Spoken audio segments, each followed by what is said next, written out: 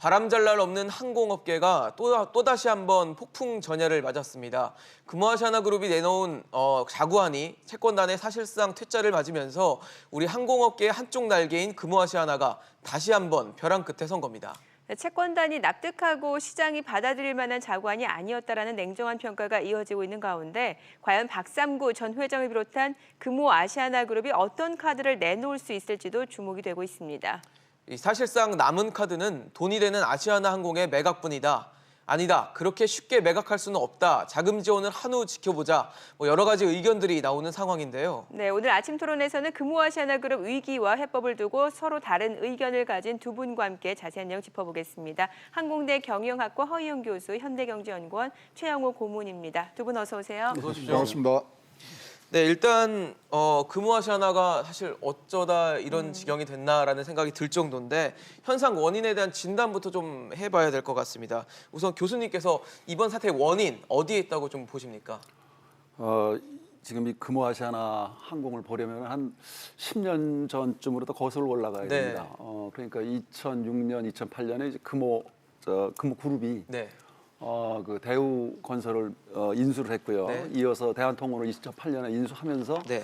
그때 그 인수 규모가 뭐 6조 4천억 그다음에 4조 1천억 해서 10조 이상, 10조 5천억을 들여서 인수를 했는데 문제는 바로 이제 그 해에 2008년 리만 브라더스 사태 터지고 2009년부터 이제 불황에 들어가면서 그때부터 이게 시작이 되었던 거죠. 그래서 2009년에는 이게 아시아나 위기가 아니고 아시아나 항공의 위기가 아니고 금호그룹의 위기가 됐던 거죠. 그래서 2009년부터 이제 소위 그 워크아웃, 뭐 내부적으로 아주 혹독하게 이걸 견디었고 2014년까지 일단 급한 불은 껐죠. 네. 그런데 그 과정에서 문제는 아시아나 항공은 현금 장사거든요. 이게 네. 그러다 보니까 계열사들 먹여 살리느라고 본인이 이제 재무 구조가 취약해졌던 겁니다. 그래서 이게 이제 결정적으로 금년에 작년 재무제표 네. 회계감사의 한정 의견을 받았죠. 네, 그랬죠. 그러니까 그게 사실은 손실을 좀 줄였고 그러니까 3일 회계법인에서 이게 회계 분식의 가능성이 있는 거예요, 사실은요. 그래서 지난달 22일 날 다시 한번 그걸 정상화해서 거래 정지됐던 그 주식이 다시 이제 다시 거래가 재개되고 보니까 작년도 2018년에 단기 순손실이 10배로 더 늘어난 거죠. 1,000억 이상 작년에 손실을 봤고 그래서 이제 그걸 계기로 지금 채권단에서는 그런 표현을 쓰고 있죠. 시장의 신뢰를 잃었다. 네. 그래서 더 확실한 자구책을 내놔라 했던 것이 이 9일 날 이제 자구책을 내놓고 채권단은 산업은행이 이제 주 간사니까 네. 거기서 그 다음 날 공개를 해버렸어요. 이런 걸 가져왔다. 근데 이제 또 어제 오후에 이제 이거를 받아들일 수 없다. 네. 그러면서 지금 굉장히 위기감이 커졌죠. 네. 그러면 최 고모님께서는 원인 어디에 있다고 보십니까? 이게 하루 만에 이렇게 반려하고 이런 게 굉장히 이례적입니다. 그래서 네네. 검토는 해야 되는데 네네. 사는이 너무나 잘 알죠. 아시아나를 금호타이어, 그다음에 대우건설, 금호생명 이거 같이 했거든요. 네네. 그래서 아직까지도 산업은행 재무제표에 거기에 아주 이 흔적들이 아직도 남아 있습니다. 그러다 보니까 이것으로는 실제적으로 금호 이 그룹이 살아나기 위해서 낸 것이 아니라고 그냥 바로 그 자리에서 판단을 낸 거죠. 너무 잘 알고 있었기 때문에. 너무 잘 알아요. 너무 이 세계하고 금호타이어 인수 작업할 때 서로 얼마나 그렇죠. 각축전을 치열했죠. 벌였습니까? 네. 그래서 이거는 아니다. 특히 그 베이스에는 뭐가 있냐면 경영 능력이 부족하다는 데 판단을 내린 겁니다.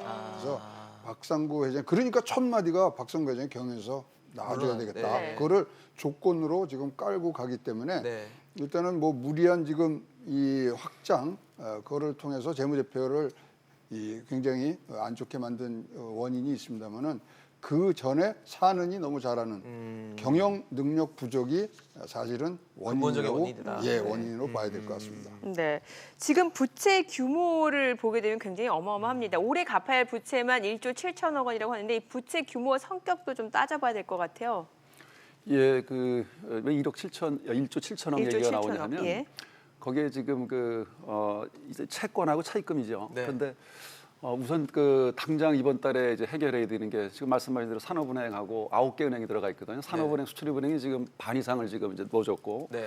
그래서 당장 이번 달에 해결해야 될 게 이제 4,050억.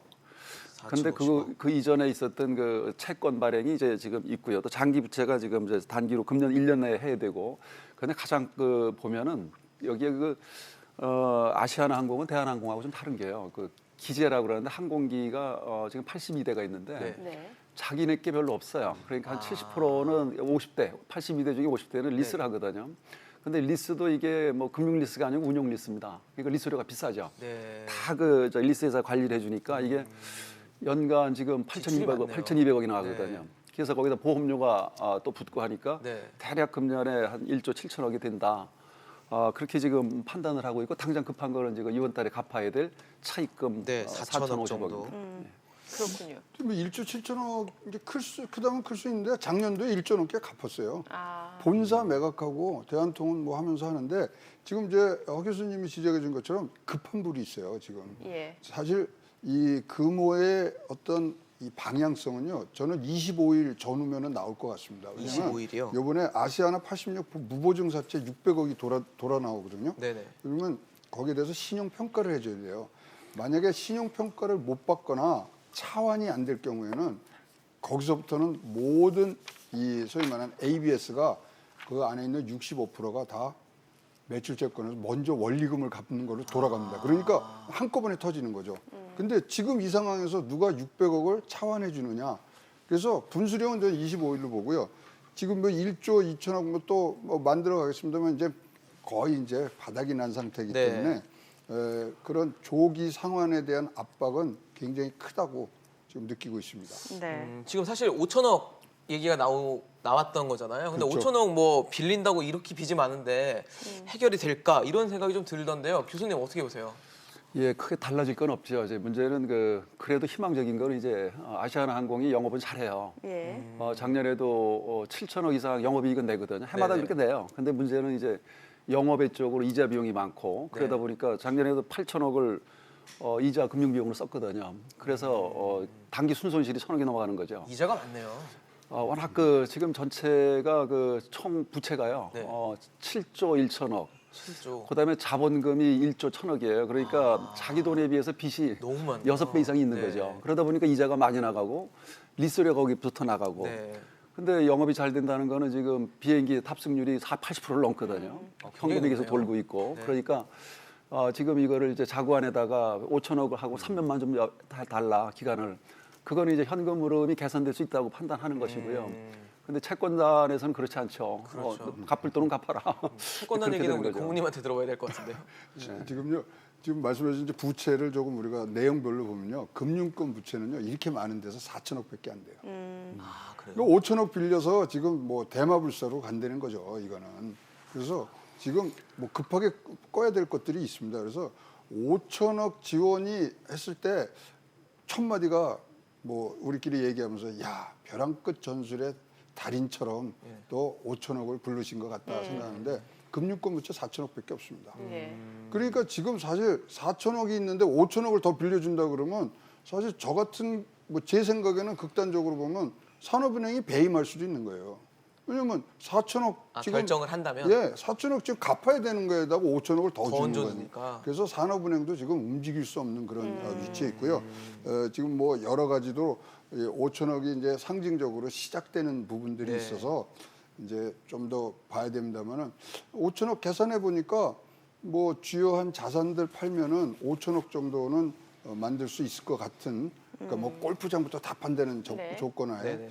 그래서 5천억은 그런 계산하에 나온 거 아니냐 하는데 뭐 특히 의미 있는 숫자는 아니고요. 채권단에 당신네들이 빌려준 것만큼 좀 더 나오. 그래서 3년 같이 한번 또 고생하자. 뭐 이런 얘기로 저는 뭐 이해하고 있습니다. 예. 자, 어제 채권단이 금호 아시아나그룹이 내놓은 자구계획안 퇴짜를 놨습니다. 이 면면을 좀 살펴볼까요? 예, 몇 가지 개선안을 냈는데 네. 말씀하신 대로 채권단에서 이걸 다 받아들이지 않았죠. 먼저 박상구 회장이 난 경영에 이제 복귀 안 하겠다. 네. 그래서 나온 반응은 그럼 아들 박세창 아시안 IDT 대표 그게 그거 아니냐 이제 그렇게 네. 반응을 보였거죠. 그다음에 이제 자회사 매각하겠다. 네. 근데 매각하는 게 지금 매각할 수 있는 게 그 에어 부산 장사가 잘 됩니다. 거기가 네. 44% 지분을 가지고 있고요. 아시아나가. 그다음에 이제 에어 서울. 서울도 그게 근데 그거는 아직 뭐 적자를 못 면고 있고요. 시작한 지 얼마 안 돼. 지금 이제 3년째 비행기 뜹니다. 네. 그다음에 이제 아시아나 IDT라고 그 솔루션 IT 그 개발해서 그 보급하는 데인데 거기가 대략 큰 거는 이제 그 정도 되는데 그걸 팔았을 때 얼마나 나오겠느냐? 프리미엄 얹어서 팔아도 한 3천억 정도 조달밖에 안 되겠다. 그러나 이제 말씀하신 대로 자질구레한 게 있거든요. 네. 그래서 그것도 그러니까 자회사 매각도 좀 믿을 수가 없겠다. 채권단에서는. 그러면은 이제 금호고속인데 금호고속 지분을 그 박 회장의 일가의 지분을 다 담보로 내놓겠다.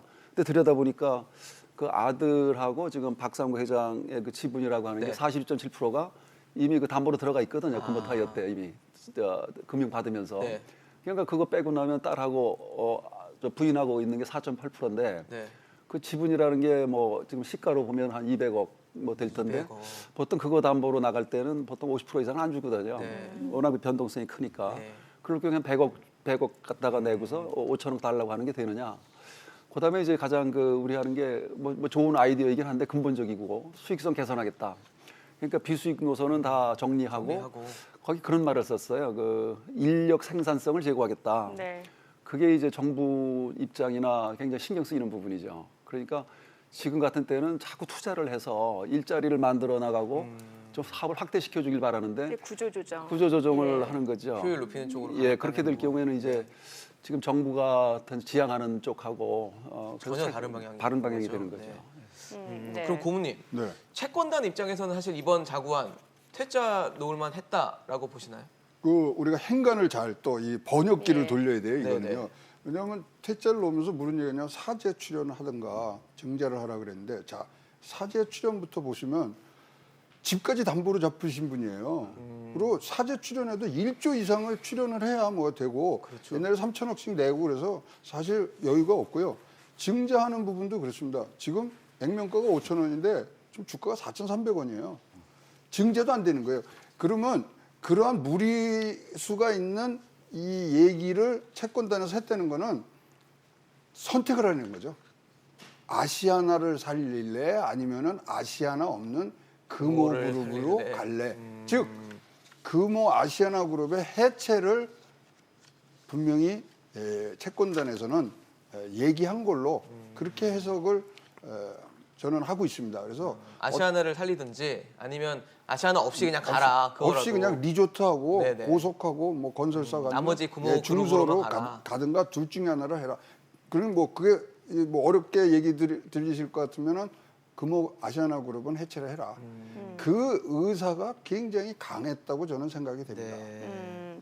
뭐 지금 사실 또 금호 아시아나 그룹 측 입장에서는 돈을 빌리지만 손해는 안 보겠다라는 심리가 예, 깔렸잖아요. 지금 그룹에서 내놓을 수 있는 건 다 내놓은 걸로 보여집니다. 네. 말씀하신 대로 사제 출연해라. 뭐 작년에 뭐 4호까지 팔고 네. 남아있던 CJ 대한통운 지분 다 팔고 지금 없죠. 근데 유상증자도 역시 현실적으로 불가능한 얘기고. 네. 그러니까 지금 선택이라고 하는 건 별로 없습니다. 그런데 지금 하나하나에 대해서 지금 남은 기간은 한 달 정도 있는데 이제 더 강도 있는 걸 내놓을 수 있는 거는 뭐 두 가지 정도로 예상이 되죠. 다만 이제 그런 거는 좀 제가 우리 항공업계에서 보면 그러니까 이제 미국의 경우나 일본의 경우를 보면은 이게 우리 국익하고 직결이 돼요. 그래서 그 세계적인 항공사 1, 2, 3위 항공사가 유나이티드 아메리칸 델타 이런 데가 거의 파산 금융 신청을 했던 때가 있거든요. 2001년이죠. 9.11 있고 나서 그다음에 그 일본 항공 같은 경우는 잘 같은 경우 2010년에 파산을 했죠. 네. 그러나 그걸 회생을 시켰어요. 정부가 나서 가지고 그 아무튼 긴급 투입을 해서 13조 엔이 들어갔습니다. 그거 13조 회생시키는데 엔이요? 13조 엔. 한 130억, 150억 정도. 그렇게 들어간 거죠. 거기에 이제 이나모리 가조라고 하는 일본의 3대 경영의 신이라고 하는데 국가적으로 당신이 들어가서 좀 살려야겠다. 살리는 과정이 혹독했죠. 감원도 한 14,000명씩 감원하고. 맞네요. 근데 그때도 보면은 금호하고 비슷했던 게 잘이 망했을 때가 2001년에 그 자스라고 하는 일본 재팬에어 시스템을 인수했거든요. 무리하게. 그러면서 이제 계기가 됐는데 이번 아시아나 그룹도 사실은 그 10여 년 전에 2006년, 2008년에 그 무리한 인수가 여기까지 오지 않았는가. 지금 별로 선택의 길은 없어 보이는데 글쎄 제가 이거 살리자고 자꾸 얘기를 해드려야 되는데 네. 좀 딱합니다. 그럼 사실 이 채권단이 시장의 신뢰 회복이 좀 필요하다라는 식으로 메시지를 던졌잖아요. 그러면 그 시장의 신뢰 회복을 가능하게 할 수 있는 뭐 자구안이라든지 금호아시아나그룹이 꺼낼 수 있는 카드 있을까요? 그 이제 파고 들어가면 아까 두 가지 선택지에서 한꺼풀 더 들어가면 네. 그러면 이제 뭐 지금 시장에서 솔솔 나오고 있는 아시아나 매각이 이제 거기 딱 서 있는 거죠. 근데 아시아나 항공의 매각은요 사실 인수하겠다는 데가 굉장히 많아요. 많죠. 네. 많고 그 이 소위 말하는 돈 되는 노선들을 굉장히 많이 갖고 있거든요. 네.